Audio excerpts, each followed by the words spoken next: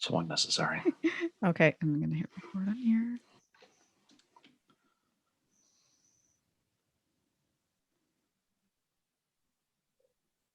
Welcome to episode 62 of the Civil War Breakfast Club podcast. And tonight is a special and spooky night as we come to you straight from the Boo Barn to discuss Civil War and paranormal once again. Joined as always by my co-host, Bloody Mary Fincher, and our special guest, Jen Vincent Price. I am merely a floating head in a jar called Darren. What's going on? What is going on, ghouls? I thought your intro was awesome. That's hilarious. That's awesome. You really need to do the intros every single time. Oh, you just don't want to do it anymore. So, hey, what is going on? It's Halloween. It's the greatest time of the year. There's the smell of wood-burning stoves and pumpkin beer in the air and in my car. And and it's time to talk Halloween and ghosts and ghouls again. It feels like we were just here.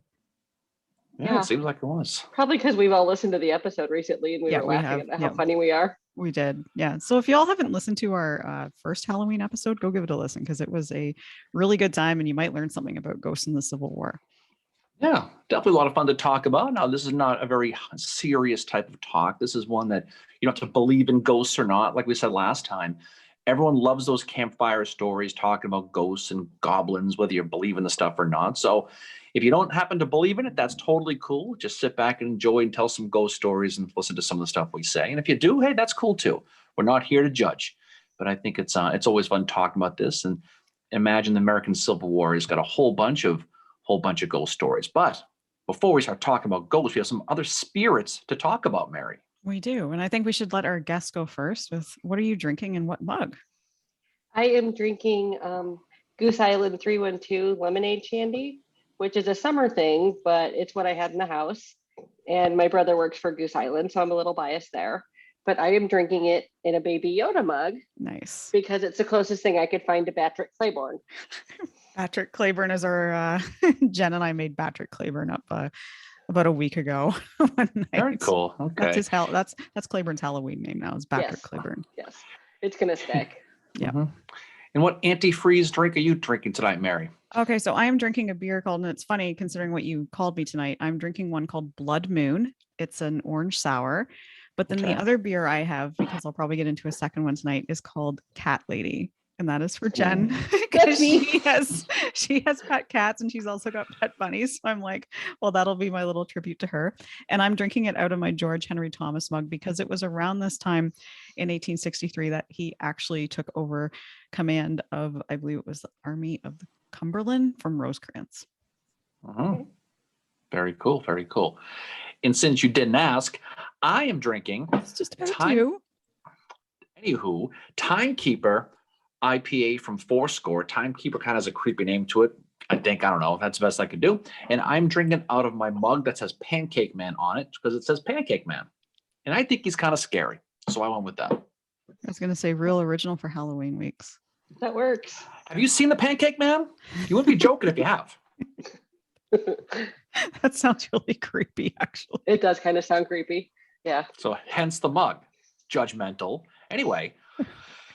So tonight we're talking Halloween again. We're talking Civil War stories. And so people don't realize that the Civil War has a fantastic paranormal stories to it. So we're going to tell some stories ourselves.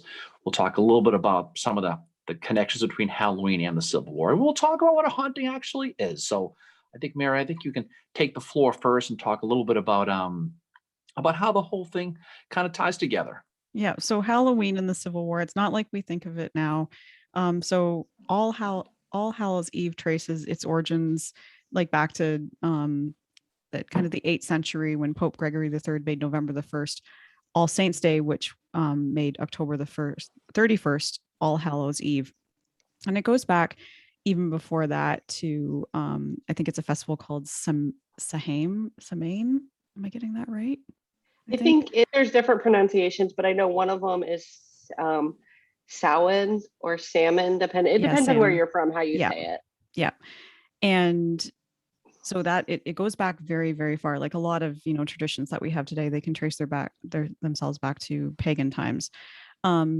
So in America, Halloween traces its origins back to the mid 1800s in the US due to an influx of Scottish, English, and Irish immigrants.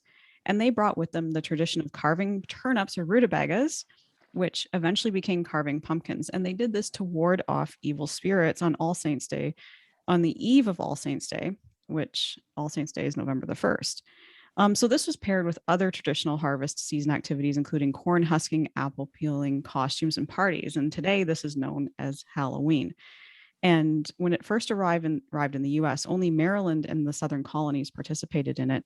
But by 1850, Americans across the country were dressing up and knocking on doors in hopes of receiving food or money, which today is known as trick-or-treating.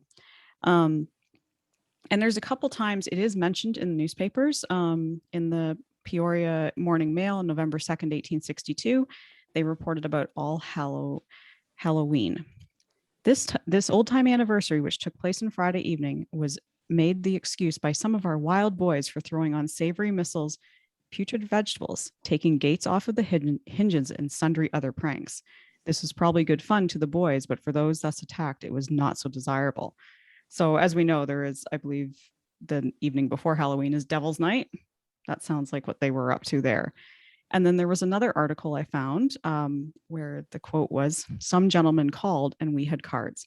After they left, Lucy and I tried our fortunes in divers way as it was Halloween. We tried all magic arts and had a merry frolic, but no future lord and master came to turn our wet garments." Whatever the fuck that means, I don't know. But apparently these ladies are up to something on Halloween. Sounds like a good party, but I know. know. I was like, what are you up to? And there I was bet they called somebody 25 times that night. Hey, jeez. Anyway, there was also in Harper's Weekly on October 26, 1861, there was a Grim Reaper Jeff Davis. And if anybody has seen that, it's a very creepy drawing of Jeff Davis as kind of a Grim Reaper, and he's carrying like dead bodies and stuff, and he looks just like a zombie. But that's where the origins begin. So it's not as embedded as, say, Christmas was during the Civil War, where you have the soldiers, like, you know, they're sending Christmas cards out and stuff like that. And even Valentine's Day, which we talked about in our Valentine's Day episode, where they were sending Valentine's Day. You know, I don't think they were trick-or-treating in the camps or anything like that. But, you know, but it was still very much like it was sort of gaining ground at that point. That probably. Well, I heard a story of Jeff Davis dressed up as a woman one time. Maybe that's what that was. Right? Could be. Yeah, you never know. You never know. But yeah. But yeah, it was starting to gain ground, but it wasn't what it is today at all. But there was definitely the traditions that existed at that time for Halloween. I don't know if somebody's wagon got egged back in 1862. Probably. That's probably what the Confederates and the Union did to each other on Halloween night. They probably like they egged everybody. They egged everybody, and if they had, sorry, we can't eat this month. All the eggs got thrown. Yeah. So it's okay. Go finish eating that pine cone. Let's get back to the battle. No, it's interesting how it goes. And, you know, you talk about hauntings, and there's a whole bunch of different types of hauntings. And anybody who studies this has gone through these. I haven't thought about these in a while. You know how many types of hauntings there actually are? At least a dozen. No, I mean types of haunting, not examples of hauntings. Two. There's actually 6, Jen. Okay. Okay, so we'll go through these real quick. Okay, sure.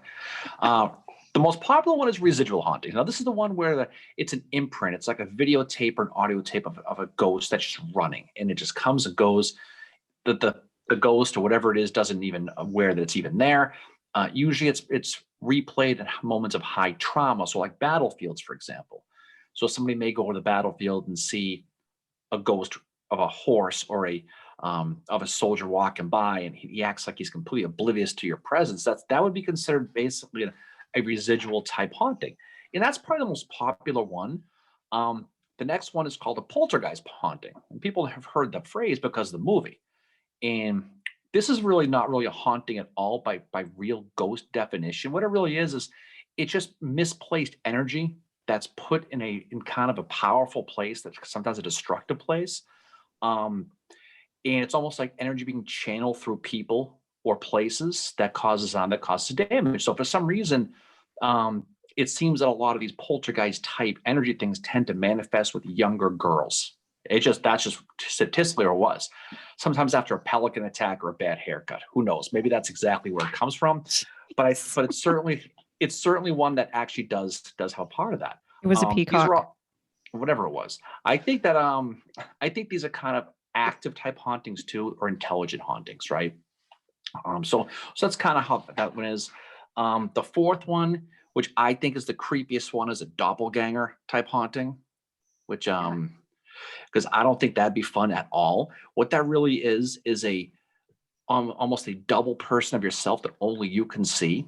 And if you can see it, that means something bad is basically about to happen to you, is what it really is. So if you're walking on the street and you see a 5'4" girl carrying an IPA strolling up the street towards the DQ, and it's you seeing that person there, you might want to go inside and lock the door. Okay. The fifth one is demonic hauntings. Obviously, these are the ones that is not a ghost at all. It's just a demon. It was never a person. These tend to be focused on places more than people itself, like houses or caves or things like that. And the sixth one is another common one. It's called the shadow haunting. These are the shadow people. People talk about these things all the time, and it's just kind of, you see it out of the corner of your eye, and you look and it's gone. These can be people. These could be animals. These could be anything. But really, for the most part, that's where when you hear the story of a haunting, that it's usually one of those.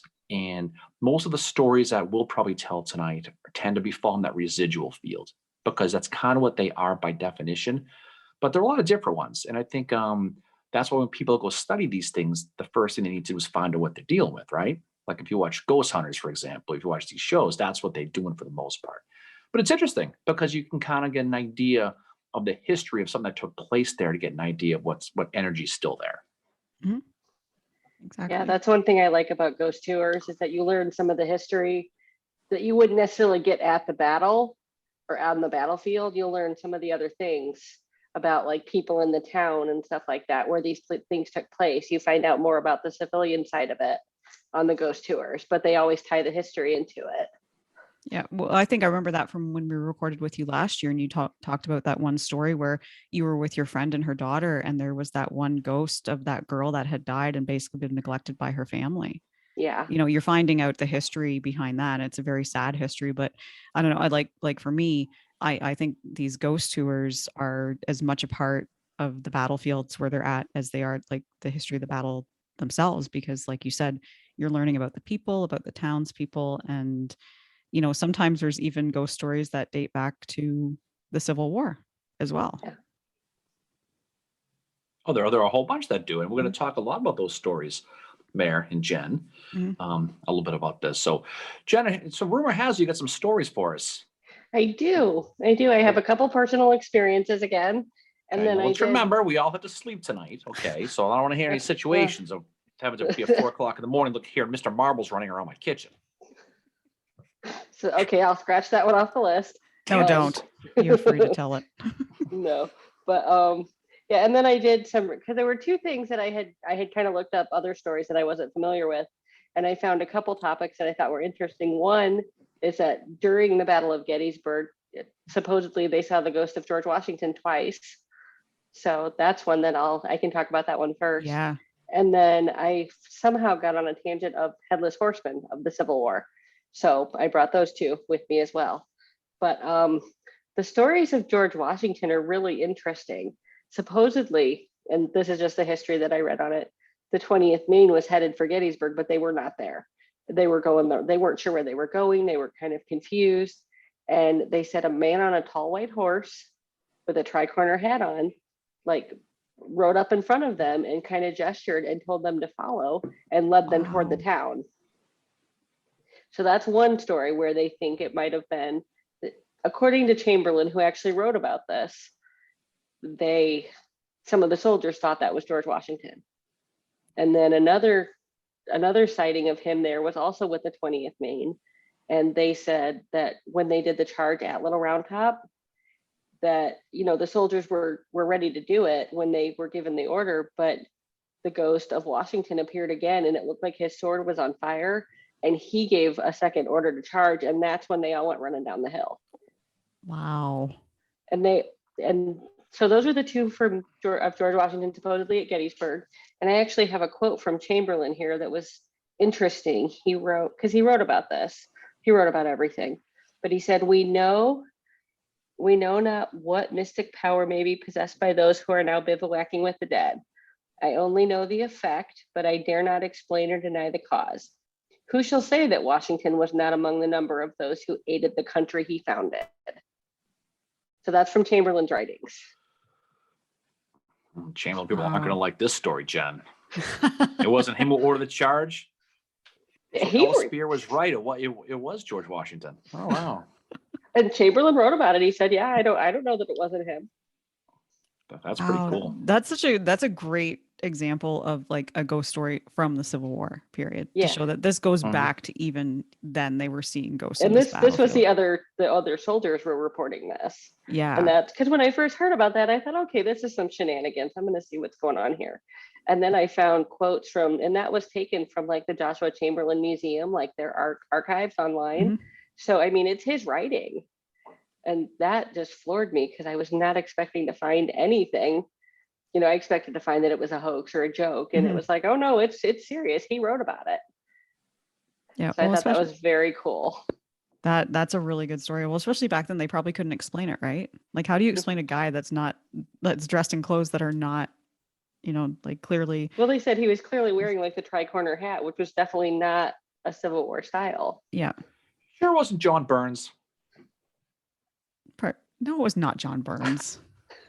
He was War of 1812. They had a different part of the battlefield. Different fashion there, Darren. I just heard old guys seem to be lost wearing old clothes. I just assumed it was. yeah, different area of the battlefield, but it was. Yeah, no, he was yelling at people to get off his lawn, is what I heard. That's true. Nice. I thought I've reached that stage of my life now. It's amazing. Yeah, you certainly are. She's sitting in front of you know.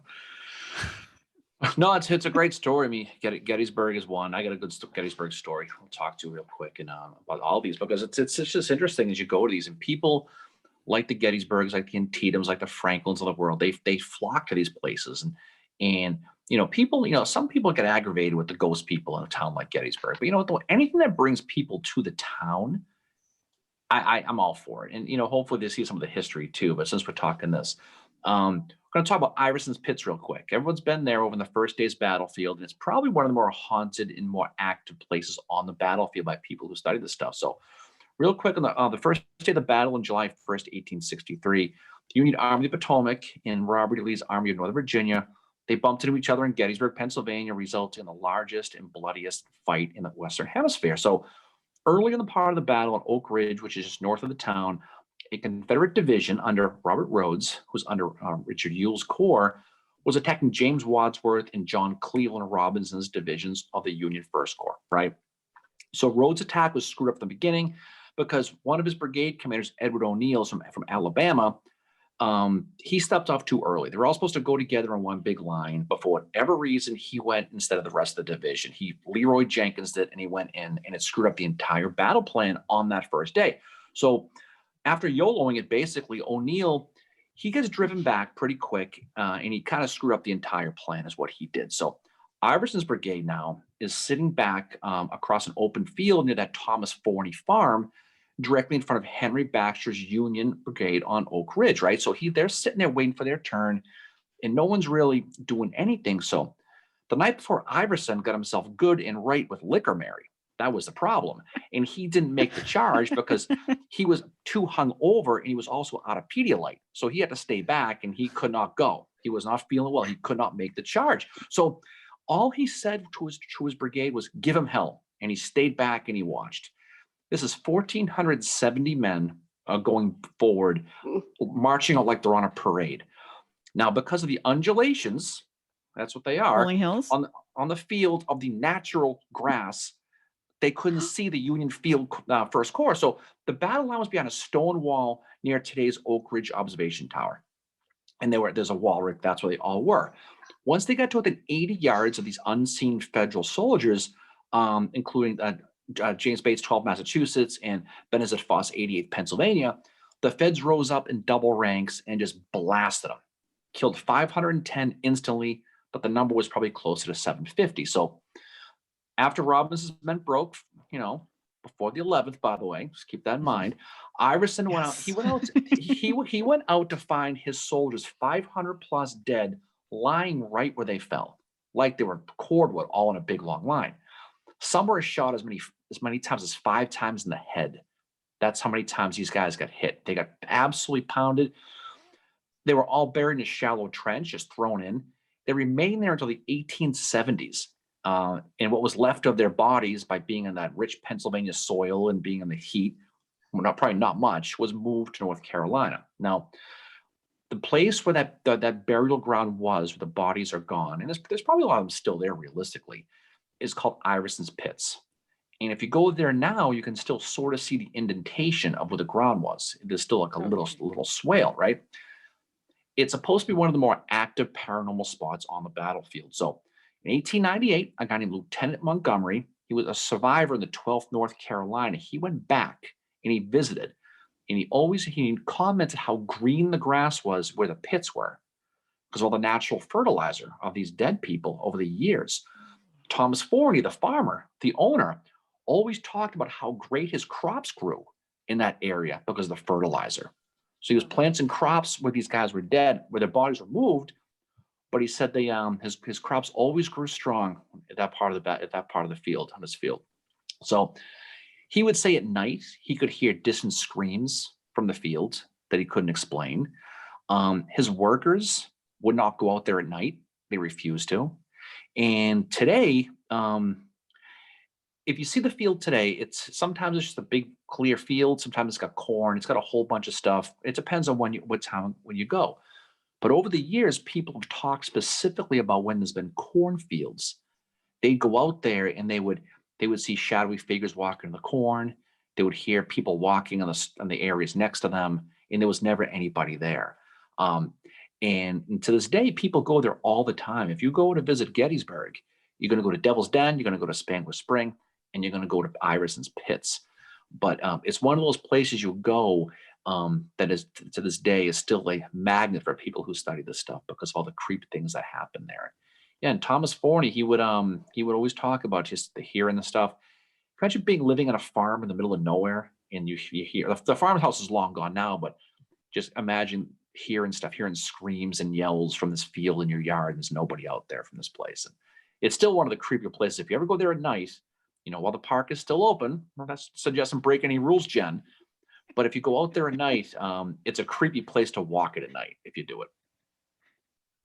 Like you did last year at the O statue where you scared those kids. That's still one of my favorite stories. Those kids will live for the rest of their lives saying how they saw a legless ghost. They probably thought it was Sickles, but they saw a legless ghost at the OO statue at Gettysburg. And you know what? I'm just happy to play along. That's funny. But it's definitely a cool place to go at Iverson's Pits, no question about it. Mm-hmm. Yeah, it's a very powerful, creepy spot. I know I've been there once before, and it was like kind of you get chills being there. Just knowing what happened. It's one of those weird feeling places you go, and it's just you go there and you can just, if you know the history to it, you walk down there, and you go in that little swale behind the 88th Pennsylvania Monument that's kind of down in the field a little bit. If you go out there where that's pretty much where the bodies were, you definitely get a weird feeling, especially when it's dark. Yeah. Yeah. I may have to go for goodness sake. No, it's definitely worth the visit. Have you been to Iverson's Pits before, Jen? I think so. But yeah, I'm leaving very soon to go see my friends that live in Sharpsburg. And we usually take a day trip to Gettysburg. So I'm going to make sure we go over there. Yeah. Yeah. So what you do is you go find the 12th Massachusetts Monument, right? Okay. And there's a little path, and you'll walk down a path, and out in the path is probably maybe 80 yards, 100 yards. You're going to see a little stone coming out of the ground, maybe like 3 feet tall. So probably like Mary height, right? And that's the monument of the 88th Pennsylvania. And if you go there and just go a little behind it, you'll notice the ground for maybe like 100 yards, there's going to be a plane, and it's going to be a little lower. And that's Iverson's Pits right there. You can't miss it. But it's very cool. It sounds like I feel like I've seen it, but I would like to go again now that I know the stories. Mm-hmm. That's a really creepy but really good story. Yeah. And he said I was going to give everybody nightmares. Yeah, exactly. He's probably thinking all day, what can I tell? What can I talk about? Definitely. So what do you got next? Who's next? I can go next. I think it's Mary's turn. Yeah, I'm going to take us into the Western Theater to the battle that we just had an episode about, Battle of Perryville, a few episodes ago. And this is actually one about an animal.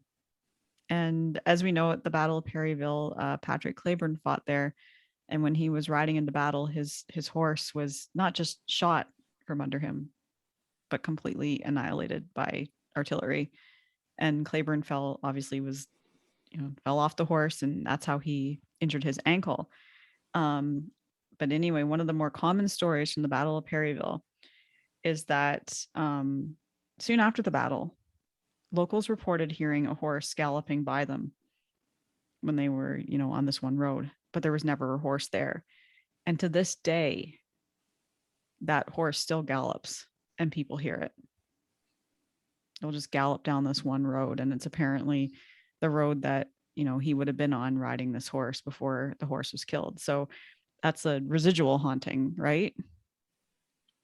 That'd be a residual haunting, definitely. Yeah. So apparently it happens to animals too. That apparently you saw Mr. Dead. That's who that was. Mr. Dead. That's so bad. I'm expecting to see like zombie Claiborne on a horse now. Yeah, right? Wilbur. Boo, Wilbur. The Walking Dead Civil War edition. Yeah. Exactly. But yeah, that's glue factories and. Oh God. I know. But yeah, it's Claiborne's horse Dixie that haunts Perryville, and I thought that was an interesting one to tell because it's one about an animal, which is one that you don't hear a lot about in the Civil War. And just the other one I had from Perryville was two reenactors were asleep in their tent one night, and they were awakened by who they thought was another reenactor, and he was pretty riled up, and he was looking for somebody. He just barged into their tent and he demanded to know where one of the other soldiers was. And they didn't recognize him as part of their group. So this guy keeps calling the soldier's name as he's walking around this reenactor's tent. And finally, the two reenactors, they're like, okay, dude, what's your name and rank? So the guy kind of stops and tells them, but then he proceeds to just walk around really angrily looking for this one soldier. And then he was an officer. He just stormed out of the tent, and the two reenactors start following him, and then he just disappears. So they went and looked him up and found out that both he and the guy he was looking for had been killed at the Battle of Perryville. Wow. So that was the other ghost story I found from the Battle of Perryville, was that one there. Well, so that would be, imagine that, it'd be brutal. That when you like, if you're reenacting and like somebody comes into your tent and just starts like yelling, and you're like, you're not part of our group. Where are you from? This guy's taking the role playing a little too far. Yeah. Yeah, but that'd be creepy. I mean, anybody coming in a tent would be creepy anyway, but just especially if it's a ghost. I think I'd rather have a ghost, he's probably going to disappear than some dude, Yeah, but this was a ghost that just disappeared. Like, that's what I mean. Eventually disappeared. Like, that'd be like, do you really see that? I don't know. Maybe, I don't know. But yeah, like, and I've heard other stories like that happen at reenactments where you think you're talking to another reenactor, and it turns out it's like they just walk away and they kind of disappear, right? But that one I was like, whoa, those guys must have been freaked out after that. Oh God, that reminds me of a story where at Gettysburg story, there's a reenactment going on, and there were two soldiers just putting their cartridges into their guns. This obviously don't fire actual real rounds, just putting in black powder. And some guy ran up to him and said, "Hey, are you out of ammo? Here, I got some here." And he left it and ran away. And the guy picked up the thing. It was like a 150-year-old cartridge box with actual bullets in it. And they must have been worth a lot of money. And they couldn't find the guy. And it's like, who knows? Was that a ghost? Was that real? But he says, yeah, it was dropped in. It was a full complete package, but it was old. You could tell. And I'm not sure if they had it authenticated or whatever, but it was original from the period. So maybe it was some old soldier coming back trying to help out some peers, like dropping ammo off. And you never know, right? You never know. Wow, that's crazy. Wow. So that reenactor you see might be a ghost. You never know. Well, you can tell by the patented reenactor cut clothes. That's the first giveaway. It's probably a real reenactor.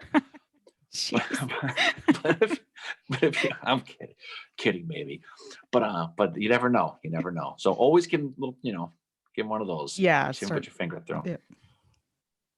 So I think we were back to Jen, and I believe you had your Headless Horseman, right? Yeah, yeah. I was actually going to tell a real quick funny this because Darren was talking about reenactors at Yep. Gettysburg. Some of the guys in my old unit were actually like extras on filming the movie Gettysburg. Like when they're interviewing Armistead, one of the guys in the background with a bedroll on was our old captain from my reenacting unit. But they were, camping there. And about 2 a.m, they were all pretty drunk and they decided to go down and wander up to Devil's Den because they're reenactors and they were drinking. So let's go do something stupid.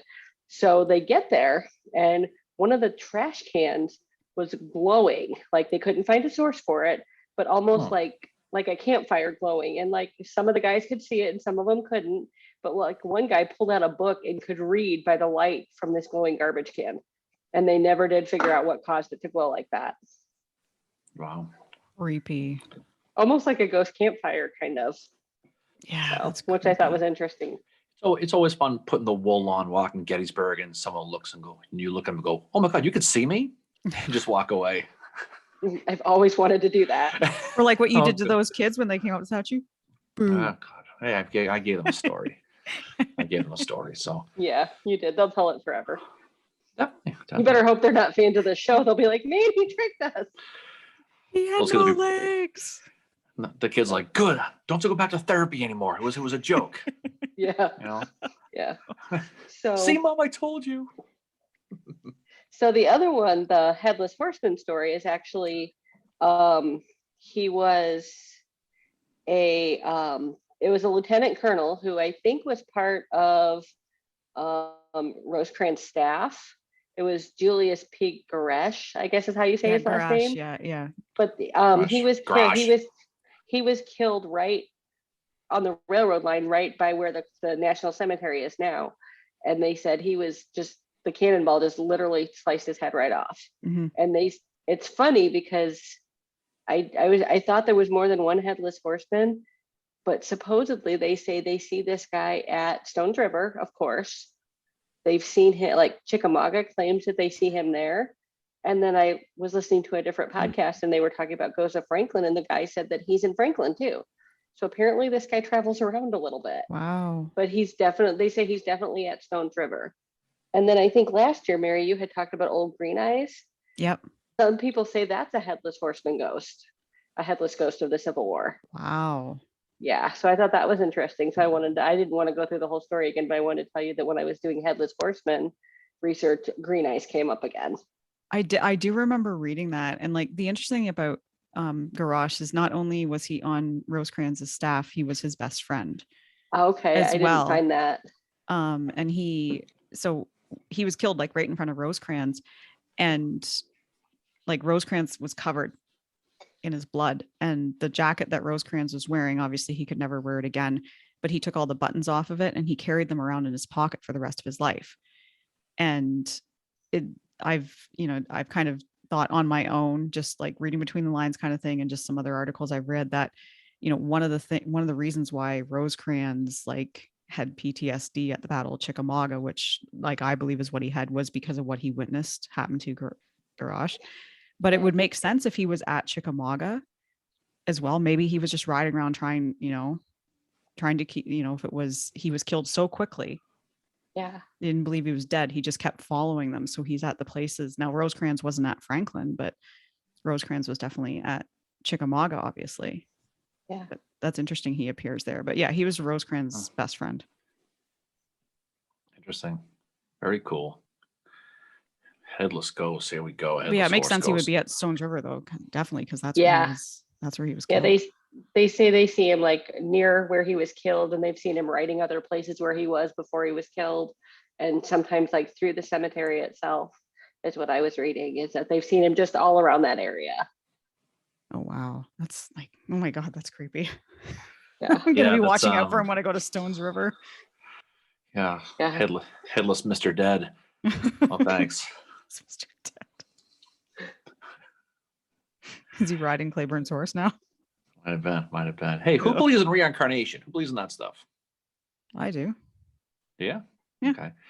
I'm going to tell you a story about a guy named Jeffrey Keene and his wife. Back in 1991, they decided to go visit Antietam. He's an assistant fire chief at the time. And they're going to Sharpsburg, Maryland to do some antique shopping. probably because dragged by his wife for that. But he also wanted to go visit the battlefield. And so, like most people on the Ottawa tour, they end up stopping at all the spots. They end up stopping at the Sunken Road, which was probably flooded at the time. Now, during the Battle of Antietam, real quick, the battle had started at Miller's Cornfield and shifted its way south to Bloody Lane or the Sunken Road. Now, this is for 3 hours. 6,000 Union troops under William French and Israel Richardson are going to battle D.H. Hill and Richard Anderson's 8,000 Rebs. And it's going to be a 3-hour-long battle going from about 9 in the morning to about 12, 12:30. And the area on the Sunken Road is some of the most vicious, punishing fighting in the entire American Civil War. Within D.H. Hill's division, there is a colonel of the 12th Alabama named John B. Gordon. Okay, you may have heard of him, Mary. Yes. Okay, he did some stuff after the battle, right? So Gordon was ordered by Hill to hold the Sunken Road. Now, while there, he sustained a Red Knight level of injuries at this spot, okay? He's going to be shot in the calf. He's going to be shot in the thigh on the same leg. He's going to have his left arm mangled. And he's going to refuse to leave the field. And when his men asked him, should we retreat, he responded, not yet. Just 2 words, not yet, right? Finally, a mini ball is going to rip through his left cheek and is going to come out of his jaw, okay? And this is going to drop him. And he falls face first into the Sunken Road. And the only reason why he doesn't die and drown in his own blood is because he landed on his hat, which had a hole in it. The blood drained out of his hat. Otherwise, he would have drowned in his own blood. So going back to Keene and his wife, they're standing on the Sunken Road, and Keene suddenly has trouble breathing to the point where he thought he was having a heart attack.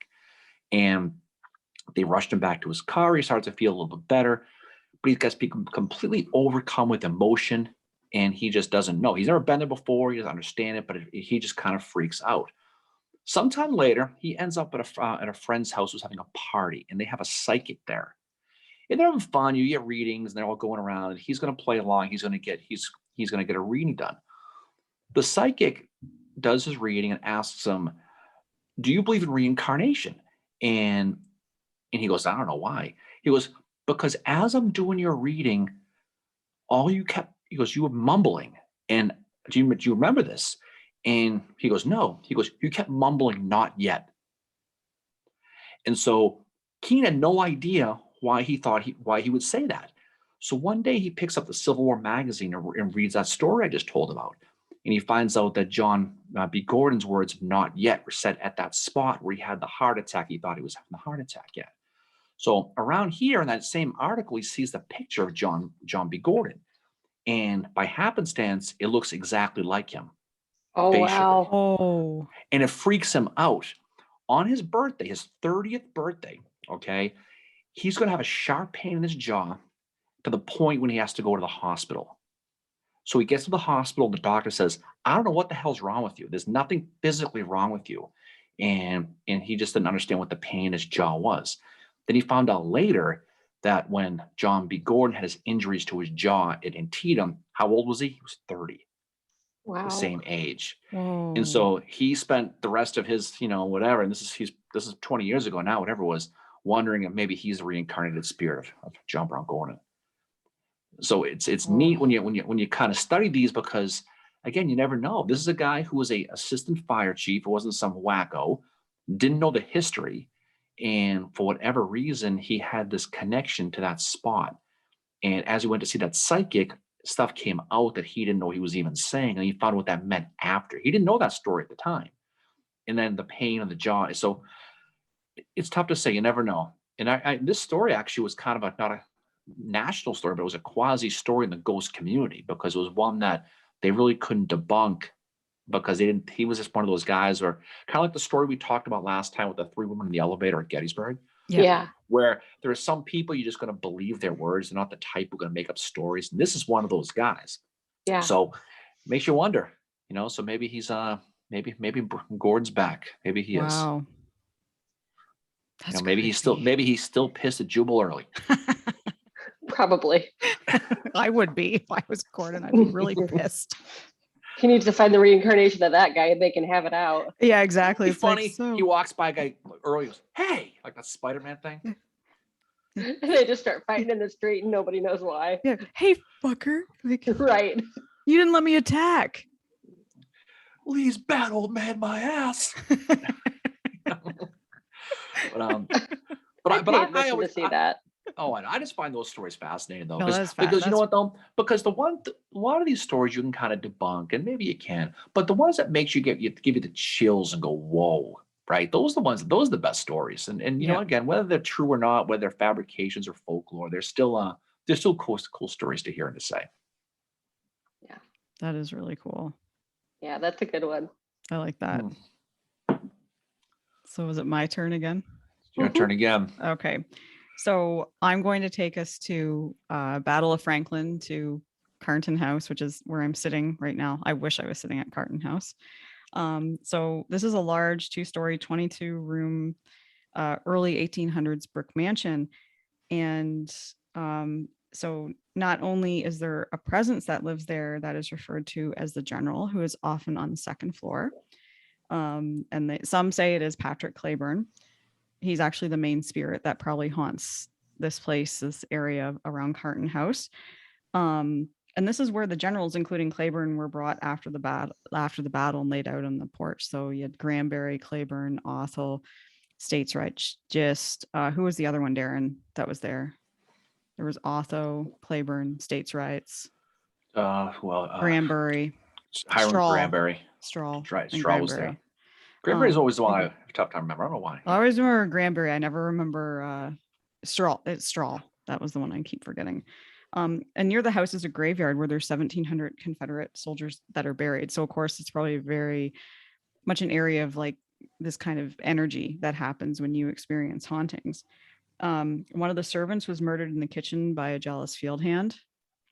And the servant, she apparently haunts the house, and she's very mischievous. She plays tricks on people. And of their 5 children, only 2 of the Carton children survived to adulthood as well. So sometimes I think the children are seen around the house too.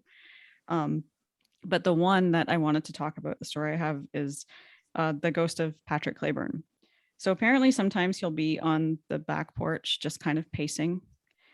And you can see him, like, you know, if you're in the house on a tour or whatever, you can kind of see him out of the corner of your eye or whatever. Sometimes you can hear him upstairs pacing around. But one person apparently had an entire conversation with him, because apparently he will go over and talk to lone people. And so the spirit goes over to this one person and starts talking the battle. And the spirit is dressed up in, like, you know, the officer's coat and all that. And he goes over to this guy and he's talking about how the men aren't going to make it through, how Hood has done them wrong and all this other stuff. And obviously, like, Patrick Claiborne after the Battle of Franklin is really pissed off at what has happened, because his men have been blamed for what's happened at the battle the day before, for letting the Union sneak by them. And the person that the spirit was talking to thought he was a reenactor who was really into his role. But then the ghost says to this guy, "Where's your weapon? Where's your gun?" And the guy's like, "Well, I don't have one." And the ghost says, "You need to leave now. The battle's going to happen and you need to leave now." And then apparently this ghost turned to another spirit who suddenly appeared and said, "Well, Govern, if we were to die, let us die like Ben." And then just disappeared. Wow. And that's apparently been a story that has happened to a few people that have visited Carton. They've been on their own and they've had a conversation with what they call him the General, that he comes over and he just talks to them. And they, like, sometimes, like, some people just assume it's just like, they'll come away like, "Oh, there's a reenactor." And then, you know, people will be like, "There was no reenactors here today." And I think it's probably one of these unspoken things that probably, I'm sure the staff that work there maybe know he's around. But I thought that was a really cool story. And then this guy said that after Claiborne disappeared, he could hear the sounds of the battle happening immediately afterwards. Oh. So yeah, That'd be amazing. Yeah. So that is that's my final ghost story. So if you two have more, then you go right ahead. It's on to Jen. See, next. if I saw Claiborne's ghost at the Carton House, I would ask him, So who won the chess game? Oh no, I would be like, do you want to play chess? I want to know. Well, did you win? Like, How about that? How about that John Bell Hood? You hated him, right? Oh, That's what would happen. You'd get him all mad, and then he'd start ranting, and everybody would hear him. He would turn into Captain Caveman at that moment, start bouncing around the place, and then it turned into a poltergeist. Can I get you a beer? Oh wait, I forgot you don't drink. Sorry. Plus, he's got the hole in his mouth. Would come on. God. But yeah, I thought that that's was a good story, though. I thought that was that's actually really that's actually one of my favorite ones, just because he's the type of ghost that just comes over and he starts talking to you, and some people just assume like the conversation goes that it's just like you're talking to a reenactor, but then another one will come along and it's like, oh no, we're not talking to a reenactor, and what happened to this guy happens. Those are the stories, and it's like a lot of these times people see these things and it's by themselves, and it'd be amazing to have some kind of experience like that. I think just to especially if you hear the battle afterwards, you got to put yourself in the moment of what they must have been going through and stuff, and kind of live their emotions, their feelings that very time. But the thing is how many, if you have an experience like that, like you go to Franklin and you have that experience and you start telling people, like how many people are going to believe you, that you witnessed this? Well, probably not. But what's important is you believe what you think you saw. Right? Exactly. If you think you saw it, if you're pretty sure, that's your own private experience, right? Yeah. And that's the thing with all this is it doesn't matter if you believe or you don't.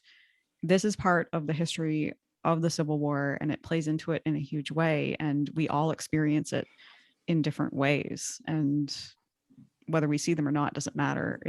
But it's also, like you said, Darren, it's a fun thing to discuss, like, the campfire stories. Well, and stuff exactly. Too. Yeah, I mean, that's what's great about it. It's who knows if any of these stories we talked about, the Gordon story, or the Mr. Dead story, or the Iverson Pitt story. Mr. Dead. Claiborne's horse is no longer Dixie, he's Mr. Dead.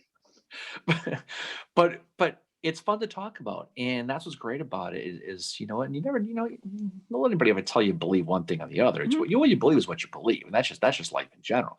But it's pretty interesting. Now, I heard a rumor, Mary, that Jen's got a story I'm not going to like, and I'm not going to lie to you. I'm intrigued by this. I'm intrigued. Yeah. Well, I have a couple that. There's one I know you're not going to like. The other one is kind of in the vein about the story Mary just talked about, with the people interacting with Claiborne. My friend and I were at Petersburg, and completely by accident, we landed there on the 150th anniversary, like when the siege started.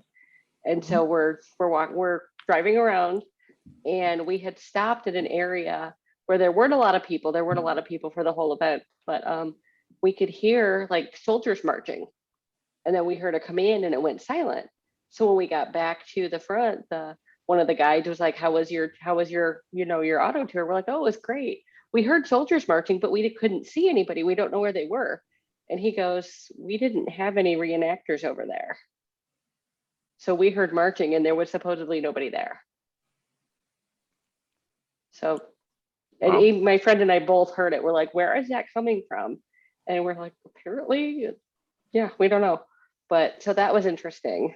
Oh, I had a similar. Oh, sorry. Go ahead. No, it was kind of like the same thing, like you said, where they were interacting or hearing something. Yeah. That sounded like it was there now, and you can't see it, and it wasn't there. Yep. I had a similar experience at Chickamauga, where I was sitting on Snodgrass Hill with one of my friends, and I heard all this cannon fire, and I'm like, oh, there must be a reenactment going on somewhere. And I said something to them later when we were at dinner. I'm like, so what'd you think of all the cannons? And he's like, what are you talking about? I'm like, oh, no, the cannons. All I heard were the birds. Wow. So I went and I was like looking it up afterwards to see if there had been anything. There had been nothing that day. And I was like, whatever I heard, it was cannon fire. It was artillery. Yeah. It's Cannon fire battlefields is pretty common. I mean, as far as people reporting stories. Yeah. I remember I'm staying at the old General Lee headquarters over there on Chambersburg Street, where they tore it down when the ABT redid that. And I remember lying in bed one night, and you could hear just distant cannon. And it was midnight, 1 o'clock in the morning. There's not a cannon, and you can tell the difference between cannon fire and thunder, even heat lightning. Like it lights the sky up. So, you hit, there's something that, that stays there. There's no question. Like that Chamberlain quote, right? That's in great field, something stays and abides. And whether it's true or not, people believe it. Some people do, and people have their own personal experiences. And it's cool to talk about them, right? And so if people believe it, that's cool too. But at least to talk about it, it's still a good story, right? Exactly. No, we all have our experiences, and maybe by like talking about them, like other people might talk about their own experiences too, which is, it's good to hear what other people experience on battlefields. Yeah. And Jen, you had another one, right? I do, and I know Darren's not going to like this one. So at least once a year, I go visit my friends that live in Sharpsburg. And they live in a house that's been there since at least the 1780s, was definitely there during the Battle of Antietam. After the battle, they found soldiers. There were 2 Confederates dead in what was their summer kitchen. And then there was another one found out back by the well. And all 3 of them had been killed by a shell that hit the house. Well, there's been activity there pretty much every time I've gone, but one time I was there and I woke up in the middle of the night to use the restroom, and I rolled over to get out of bed, and there was a soldier standing in the window on the 2nd floor. And I was like, oh my God. So, and I think we were both, I was startled, he was startled, and I was like, I'm just gonna go use the restroom. I'll be back in a minute. And if you want to be gone when I get back, that's great. So when I came back, I didn't see him, but I felt like he had stayed behind to apologize and then left, like, sorry about that. But it was one of the weirdest, because I couldn't, I could just make out an outline. Yeah. But it was definitely a Civil War soldier. And I'm like, okay, that's not a reenactor playing tricks. I'm on the 2nd floor. So it was one of the weirdest things that's happened to me at their house. That is creepy. I know. I've been in their house before too, and it was very much like, I remember walking in there and thinking like, whoa, shit happened here. Yeah. Especially in that room where, like she showed, like there was the blood stain and stuff. Yeah, and that was the summer kitchen. That's where 2 of the soldiers were found. Yeah. But you can still see what looks like blood stains on the floor in this room. And it's funny because the way, like when my friends were renting this house, they had a rug. The homeowners had a rug over that. Well, now that my friend and her husband bought it, she's got that area wide open. Nice. There's nothing covering it, so you can see it when you walk in. Nice. Yeah. This is what's great about some of these old places. Are, our friend Bill in Gettysburg, one of the places he has, his house was right along the Lee Retreat, heading out of town down by Knoxville Road where the first shot marker was. Oh, okay. And you had soldiers who would go there to be rest and hurt soldiers, and on his stairs you can still see blood going up and down the stairs into the wood, like blood stains where the soldiers, kind of like the lady farm, you can see the fingers on the floor. It's kind of like that, but it's just a dark black dried blood into the wood, and you can just picture the soldiers all sitting there on the steps waiting to go up in the upstairs to and get whatever was going to get done to amputate whatever. In the room I slept in, by the way, and I didn't find out till later. But there's a lot of places like that in these battlefields. And what's great is when you go to them and you visit and stay in some of these old bed and breakfasts, these old places, and feel the character of these houses. You can really feel some of the stuff that went on. Yeah, you can. Mm-hmm. Yeah, you definitely can. So who's next for a story? I'm trying to figure out a soldier who's 20 feet tall. They would have won the war themselves, probably. Who had 20-foot soldiers? Hope it was a Massachusetts man. I don't know. It was Confederate soldiers that were killed in the house, so I have no idea. Probably by the 20-foot soldier. Maybe it was AP Hill coming to say hi. Get out of my room. looking for his penicillin. I don't have it. Get away from me. Do you have my medicine? He's either looking for his penicillin or his money from Burnside. Oh, exactly. He stayed up the road. Yeah. No, that's a whole bunch of great stories. But any more stories from you, Jen? I have one quick one that took place at Gettysburg that's kind of fun. I had taken my sister because she wanted to go somewhere. So I said, why don't we do Gettysburg? And she freaked out because she loves ghost stories and stuff. So we were walking through the National Cemetery, And it wasn't dark, but it was like the sun was going down. So we're walking through and I start seeing a smoke ring go through the cemetery. And I thought, oh my gosh, if she's smoking, I'm gonna kill her and she can stay here.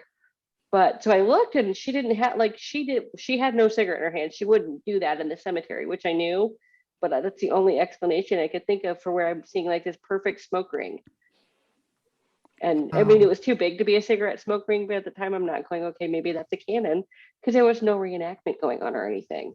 And it was just like randomly in the middle of the cemetery was a giant smoke ring. That's creepy. Well, anytime you go into these places, you get up in the morning. I like to get up early, and especially Gettysburg, and take a walk down East Cemetery Hill and see all the fog over there in the fields, and just the mist, and go off of Culp's Hill, and it's just a cool, eerie type of transcendent type feeling when you see some of these places like that. Yeah. Well, and there's different types of energy that you encounter too on these battlefields as well. Like, for instance, I think I mentioned this last year. You go to Bragg's headquarters at Chickamauga. Fuck that. That's not, I remember your cell that phone story. doesn't work, whatever. But then you go to somewhere like Snodgrass Hill and the energy for some reason is very powerful. It's very positive because of this kind of what the Union soldiers had to give in order to hold Chattanooga after Thomas left those guys there to kind of be the, like, you guys need to stay and hold this and you might get taken prisoner. There's a very much a strong energy at some of these places, and that's one of them. But then you have places like, where is it, Darren? Like Spotsylvania, right? That is really, well, there are places you go, you can feel. There's a couple of places that, I mean, if you go, Spotsylvania has a creepy feel to it. Mary Surratt's grave in Washington, okay, Mount Olivet has a creepy feeling to it. Where I was a week or so ago was the hanging site of the Salem witches up here in Massachusetts. that place was like, he I went to videoed visit me that when he place. was there, and I was like, oh, it's creepy. And it's tough to find because it's behind like a little Walmart up a hill, and it's not really advertised. But if you know where to look, you can find it. And you go up there, and there's a couple of rocks piled up, and there's but it's a creepy, negative feel to it. So whatever is there, whatever energy was there, you can feel that the air leave the room in some of these places. And battlefields are just like that too. A lot of these places in battlefields, you go. And I always try to explain this to people. It's like when you go to a party and you go upstairs to use the bathroom and there's no 20-foot soldier in the window. You just have to go, right? There's no one there. But you walk up there and you shut the door and you kind of peek in the medicine cabinet real quick, and you have that feeling like, I hope no one's looking at me, but you feel like you're being watched, right? That feeling is what you have in all over the place in certain places, parts of Gettysburg, absolutely, and Teton, places like that. And so you always feel like there's eyes upon you. Maybe it's just in your head, but there are certainly places where the energy is stronger than others, and you certainly feel like you're in somebody else's turf. Yeah. And you're right. Yeah. And so that's certainly one of those places, Well, that's what happened to me, in Earp's Woods, Reynolds Woods, is I wandered in there one time, started going down the path, and all of a sudden I started feeling kind of this tightness in my chest, like anxiety. And I'm like, why am I feeling that? And I remember I started to look around, and I was like looking through the trees to see what I could see. And I was picking up on the anxiety the soldiers felt, I think. And I was where Reynolds had been killed. And I was like, I remember just backing. I walked out backwards because I was like, I can't be in here right now. I just remember stepping right into the woods, and this feeling of anxiety came over me, and I had to leave. But it was just creepy how I was like looking around, and then I would walk a few steps ahead and look around even more. And I don't know what I was looking for, but I felt a lot of anxiety being in there. So I ended up having to just leave the woods. Yeah. Oh, there are places you feel like you just don't belong. Sometimes you got to go and, and sometimes I've had that happen. Yeah. And regarding Jen's tall soldier, for some reason, I'm imagining the dude from House on Haunted Hill. Yes, that's who I was thinking. Like that's like the guy with the cane. Have you seen that, Jen? Yeah. Yeah, when he peeks down under the fucking bed. No thing. Like, holy shit. When he's floating above the ground, like 6 inches above. Yeah. What kind of it's Haunting of Hill House. Haunting of Hill House. Hill House is what it is. Yeah, Haunting of Hill House. The Haunting of D.H. Hill's house. Yeah. I think we've got our meme for this. I've heard one explanation for that where they're like floating above the floor, like you can see their knees on the floor. is like if that house has been remodeled or has Right. settled, Yeah. that they're walking on the old floor, and that's why you only see Mm. part of their legs, or they're walking Yeah. above the floor because they're walking where the floor used to be. Well, there's been stories like in Rome when people will see Roman soldiers walking, it looks like they have their bodies under the ground. It's because they're walking on the original ground. It's been built Yeah. up in time. So there's Yeah. been Yeah. stories like that. So these residual types that go on and on and on. But it's am I gonna sleep tonight now? I'm gonna think it's a guy looking at my window now. I'm on the second floor, which It'll sucks. be it'll be the guy from Hill House with the bowler hat. Wearing probably a kepi hat. Confederate. I got you with bent neck lady last year on this episode. Remember that? No, don't know why you are the way you are. But it was there's some scary stories. So hopefully people will enjoy this. Hopefully people can have their own stories. Maybe somebody will shoot us their own story about something happened with whatever. And I think we got a like I couple of said- them last year from people, but I think Jen Yeah. has one to end us off with that is kind of that is a humorous. Yeah, I was ghost gonna story. leave Darren with a funny one, so Yeah. maybe Okay. this will get rid of the nightmares. So I was researching all this, and I realized that we have not told one President Lincoln ghost story, and he's one of the most popular, like ghosts of the White House and stuff like that. So I brought my favorite President Lincoln haunting the White House story. So years ago, Winston Churchill was staying in what they call the Lincoln bedroom now. And one of his favorite things to do to relax was to take a hot bath and just smoke a cigar and just, lounge. And then, so he did that one evening. So he gets out of the tub and exits the bathroom wearing nothing but the cigar. So he's just totally naked, just goes into the other room for whatever reason with just the cigar. And he comes into the main room, and the ghost of President Lincoln is standing there leaning against the mantle in that room. And Churchill looks at him and goes, "Well, Mr. President, I'm afraid you have me at a disadvantage." And he said the ghost of President Lincoln smiled and disappeared. Oh my god. And Churchill went to his staff the next day and said, "I am not spending another night in that accursed room. You put me somewhere else." But no, I love that one. I can kind of just picture it. He's like, I know, I could I don't totally know see what- Churchill. What goes through your mind if you're standing there and you're all together and you take a look and there's Lincoln staring at you, especially smiling. yeah, that's why it's so funny. Oh my goodness me! I can only imagine the fear of that. But there's been a lot of stories about the Lincoln bedroom, Abraham Lincoln's ghost in the Mhm. White House, as you mentioned that. A whole Yep. bunch of different stories of, Yeah. and he was someone who himself was big into seances because of Mary Lincoln Mhm. and all those things. So he was a very spiritual type of guy as well. But you hear a lot of stories about his ghost and other ghosts in the White House. That's gotta be a creepy situation to see something like that. Yeah. But I just like that one because it's so funny. You can totally picture it happening too. It's like, oh my god. Yeah, Yeah. because Churchill was pretty quick-witted, so Yeah. you can totally see that being his comeback. Not like, Completely. oh my gosh, but this is kind of awkward. Hi. Yep. Yeah, we had a disadvantage right now, and Yeah. in a British accent, A big cigar going, probably standing there. Yeah, he just probably comes out like, like all cool and stuff, and then he sees the ghost. He's like, "Hello." Oh yeah. It's like in the Well, I think- movies, he's just standing there and the cigar burns up and drops. Yeah, exactly. So funny. Well, I think this was fun. This is definitely a good time doing It's a this. good It time, certainly yeah. is, and I think it's always fun. We can talk about this all night long, but like we said, we do have to sleep tonight at some point, and now that's a guaranteed. I like to see 20-foot tall naked Abraham Lincoln sitting on my window smiling now. I'll You'll have some kind of weird merges fucked up all of them, and fever I'll be dream pissed. tonight or something. and writing Mr. Dead through my bedroom. Mr. Dead. But I can only imagine the stuff we'll see as these things all kind of come together. So So yeah, so Claiborne's this horse is now Mr. Dead. Excuse me, sorry. Yeah, Allergies okay. are killing me. Oh yeah, it could be Mr. Dead. Who knows? Mr. Dead. So anyway, yeah. So this will be great. But this will drop a couple days before Halloween. So Halloween's one of my favorite holidays. I mean, how do you not like candy and costumes and all the stuff that goes with it?